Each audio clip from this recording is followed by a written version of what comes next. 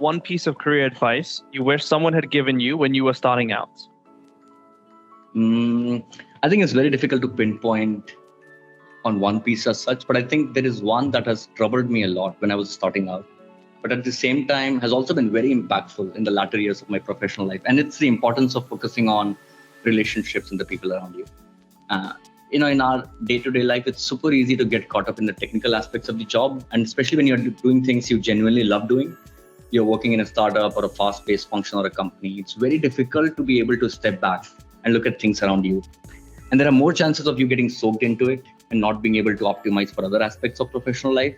But in hindsight, and especially for me, the connections you build, the people you choose to work and spend time with, they count the most. And it's a no-brainer, but it's also easier said than done. But especially when you're an introvert like me, like I've not been very good with people. At some point, I had this pathological social anxiety to go out and meet in large groups. But these things may not come naturally, but coaching yourself to do that, I think it should be number one priority for any professional today, especially with how the remote work is evolving. Companies are cutting down on offices and, the gig economy. It becomes very, very crucial. And, focusing on building a strong network, it opens up tons of opportunities you never even knew existed, from job offers to collaborations on projects to getting into a startup as an employee, a co-founder, or as an advisor and whatnot. I mean, we can do a separate session on just what networks can do for people. Plus, I think lastly, having a circle of colleagues and mentors, it can provide guidance, advice, and a sounding board to your ideas. And there is this entire personal growth aspect. Interacting with a diverse group of people helps so much broaden your perspective. When I was at BCG, I met folks with backgrounds in physics and astronomy and chemistry, and it just helps you understand more about the interdisciplinary aspects of life, like how do you connect one function to a very contrasting different functions. And then there is essential soft skills, helps you build empathy. See, I mean, in the end, work for me has always been about two things: the impact of what you do and the people. And more often than not, it's these relationships that truly accelerate your career and make the journey more fulfilling. At least that's been the case for me.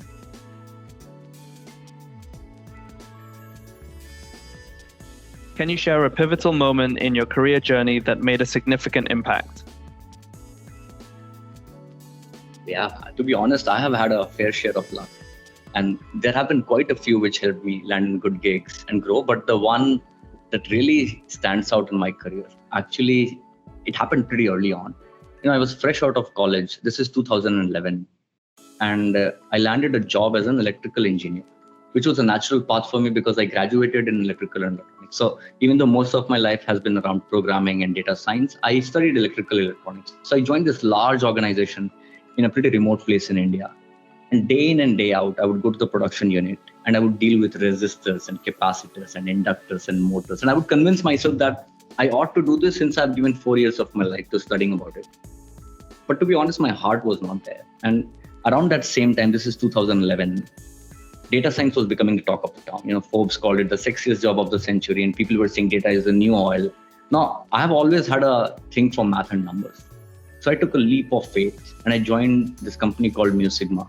It's a large decision sciences firm in India. It was on its way to becoming a unicorn back then. Very small firm, like 100 odd people. So it was a huge shift for me, moving from an organization which has about 30,000 people in India and UK and worldwide to one which had everyone on one floor. And I had to take a big pay cut, like big pay cut.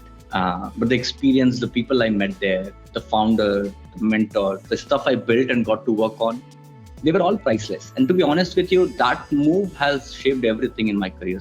Like I got into a domain that I actually enjoy working on. Sometimes it takes decades, even longer, before people know what they truly want to work on and build. But for me, that jump to Mu Sigma, it helped me localize what I want to work on. Where do I want to spend 20, 30 years of my career? And it has helped me tremendously. Like that's something that I've always enjoyed. That's something I can find so much to build around. And to be honest with you, I believe that if you keep looking for work that excites you and you really care about, after a point in your life, you start anticipating and predicting those pivotal moments. Like, you don't have to wait for them to come to you, but you can just look at the broader scheme of things and that, okay, if I do a little bit of this change in my life and how I work in professional setup, I can converge with that next pivotal moment. And then you just start getting better at it. Your career steers in a direction that lets you seize it. So that one, this was almost 12 years ago, but this has been the most pivotal one for me.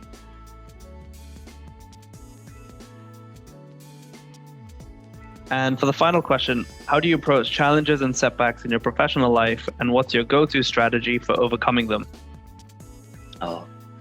At the end, I'll tell you about my actual go-to strategy, but there are some that I have leveraged over the years. When you are on a roll in your career, it's very easy to think you've got everything under the control. But the truth is, and needless for me to say, but the truth is that work will throw you a curve. Organizations are very, very complex beasts. And when the organization has to deal with multiple functions and people and interests and growth and cost, it has to prioritize for what's best for it as a whole. And it doesn't do it by individuals. So for me, two things that have absolutely been lifesavers in navigating these rough patches. First is self-care. It sounds very easy. And I don't mean bubble baths and yoga, although those are great too. But for me, it's more about keeping your mental and emotional game very strong. You can tackle challenges without losing control. And especially with how COVID has changed how we think and operate. Plus so many layoffs in the past couple of years. I think I would say go run, meditate, do some breathing exercises, write, read, anything that helps bring more composure and more acceptance in life. That's step one. And I think the second one is also just your support network, like your friends, family, colleagues. They have been my rock. Like, honestly, I haven't done a very good job at that throughout my life, but I've made sure that there are always a few people at work, a few outside. So whether I need a pep talk or a brainstorming session, there are always some people to help me bounce back. But here is the kicker, We've got to remember that life is so much more than our jobs. I mean, look at the way the layoffs have rocked multiple industries over the past couple of years. Some very great folks, folks I would look up to and get inspired by, they have gotten impacted in different forms. And there is this whole vibe of things around being gloomy all the time. We spend countless hours working, and it's very easy to get caught up in a single setback. But at the end of the day, life is so much more outside work. The laughs with friends, the dinners, the hobbies, the passions that keep you going. So I would say keep your head down, continue to build and do things you love at work, but just know that there is so much more happening outside. And personally, for me, every time there's a setback, the easiest fix has been a good biryani. Setback or not, a good biryani always fixes things for me. So that's what it is.